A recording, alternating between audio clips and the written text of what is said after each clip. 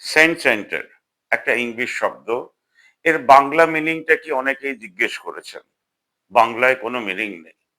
Saint centre মানে বিদেশে একজন মানুষ, মাদার টেরিজা কলকাতায় কাজ করলেন প্রায় 30 থেকে 50 বছর।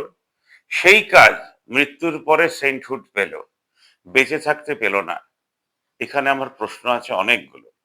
আমাদের দেশে জেলখানা আছে যেখানে লক্ষ লক্ষ মানুষকে রাখা হয়। অনেকে সত্যিকারের ক্রিমিনাল, অনেকে হয়তো জীবনে ক্রাইম করেনি, কিন্তু ভেতরে রয়েছে।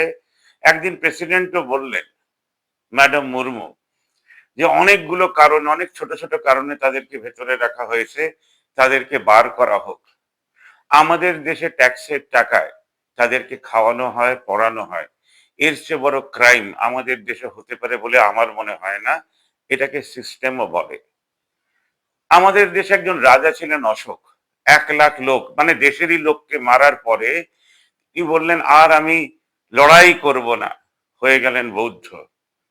তার মানে 1 লক্ষ লোককে মারার পরে তার বিবেক জাগলো যে আমি আর খুন করব না।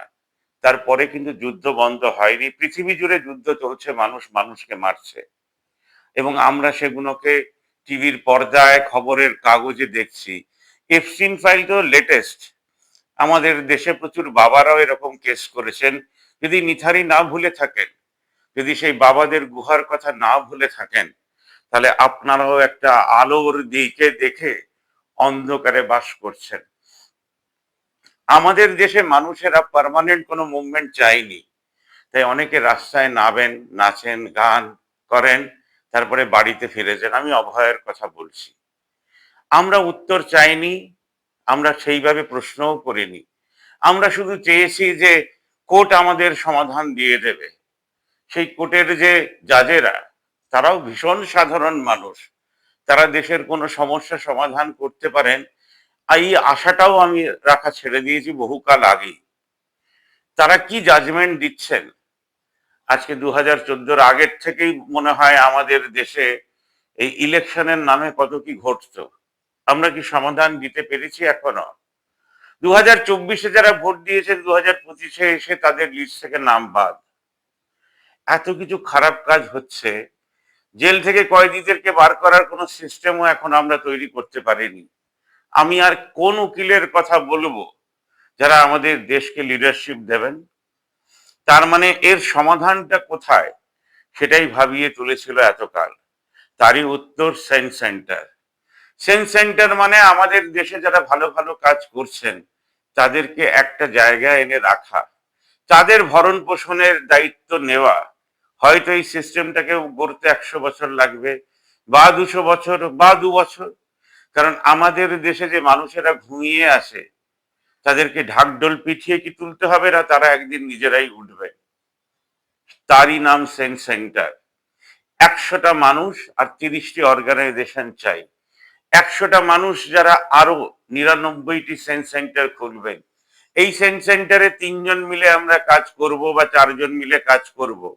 যারা স্কুলের সঙ্গে কাজ করব, 30টা অর্গানাইজেশনকে আমরা এখানে এনলিস্ট যদি করাতে পারি, যারা খবর কাগজ, ব্যাংক খুলে মাসে হয়তো 20,000, কেউ 30,000, কেউ 1 লাখও তুলতে পারেন, তার সামান্যটুকু ফি আমাদেরকে দেবেন বছরে একবার, ফ্রিতে পিকনিক স্পট পাওয়ার জন্যে।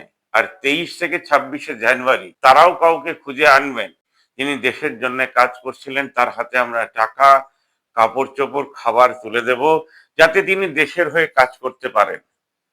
গ্রিন মুভমেন্টের সঙ্গে যারা জড়িত এবং যারা সাইকেল নিয়ে বেরিয়ে পড়েছেন, এবং যে ইউটিউবাররা দেশের জন্য কাজ করতে চান, রাস্তা ভাঙা আছে এটা সহজ রিপোর্ট, কিন্তু একটা দেশ গড়ার মতন ইউটিউবাররা যদি থাকেন আমাদের দেশে, তারা যদি সংখ্যায় 100টা হন, তাহলে 100টা সেন্ট সেন্টারের নিউজ তারা টেলিকাস্ট করবেন। মাসে একদিন তারা সেই শহরের মানুষদেরকে লিফলেট দিয়ে এক করার চেষ্টা করবেন। এইভাবে একটা দেশ গড়বে। তারা আর্থিক বিপ্লব আনবেন। চাষিরা বিনা সুদে ঋণ পাবে। কোনো অপারেশনের ফি দরকার পড়লে সেখান থেকে হয়তো টাকা উঠবে। তারই নাম cent centre, creation of social capital.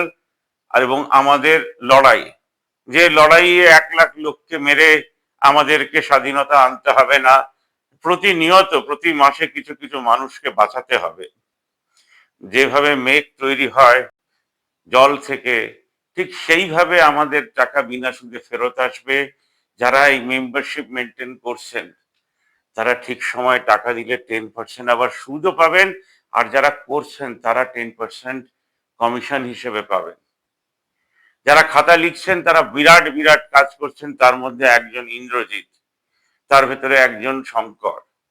এবার আমরা তাকিয়ে আছি দেশটার দিকে যে আরো সেন্স সেন্টার খুলবে। হ্যাঁ, আমরা সেকেন্ড সেন্স সেন্টারের প্রপোজালও দিয়ে ফেললাম। ইন্দ্রজিৎ বলে গেল খুব শিগগির আরেকটা সেন্স সেন্টার খুলবে, সেখানে বাথরুম থাকবে, সেখানে কিচেন থাকবে, আর থাকবে টেন্টে থাকার জায়গা। বোরঙে কথা বলেছি, হয়তো সেখানেও খুলবে। আসুন সেন্স সেন্টার খুলুন, গ্রামের সঙ্গে নিজেকে কানেক্ট করুন।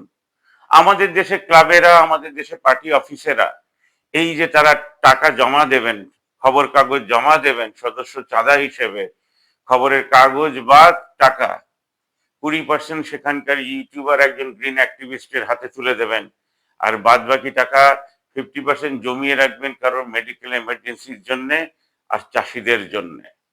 তখন তারা এই সেন্স সেন্টারে এসে থাকবেন। ধরুন শ্রীরামপুরের জন্য থাকলো প্রথম সোমবার, আমাদের যত ক্লাব আছে তাদেরকে আমরা চিঠি দিলাম যে মাসের প্রথম সোমবার আপনারা এসে চাষিদের হাতে টাকা তুলে দিন। এই মেলবন্ধনের নাম আসল ভারতবর্ষ হবে। ভারতবর্ষকে আর ম্যাপে খুঁজতে হবে না, ভারতবর্ষকে আপনাদের মনের ভেতরে খুঁজতে হবে। কোনো শহীদের ফ্যামিলির সঙ্গে আপনারা কাজ করবেন। আসুন একটা সকালকে ডেকে আনি আমরা আমাদেরই হাতে। আমাকে শোনার জন্য ধন্যবাদ। নিজের ভেতরের চেতনা বোধ যদি জাগে, রবীন্দ্রনাথ যদি জাগেন, নজরুল যদি জাগেন, সুনীল যদি জাগেন, সমরসেট মম যদি জাগেন, শেক্সপিয়ার যদি জাগেন, তাহলে পুরো দেশ জাগবে আপনার হাত ধরে।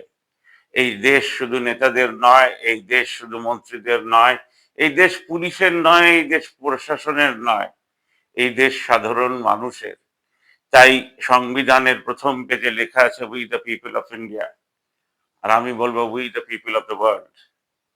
আসুন হাত মেলান, এগিয়ে চলি। ধন্যবাদ। নমস্কার, আমি গুরুপদ চক্রবর্তী, হাওড়া বাগনান থেকে এসেছি। আমি ইন্দ্রজিৎ শর্মা, দমদম থেকে এসেছি। সুমন্ত ভট্টাচার্য, বেহালা শ্বশুর। আর রাত্রি কটার সময় পৌঁছলেন? প্রায় দুটো। প্রায় 2টো। এটাই সবার জানার দরকার।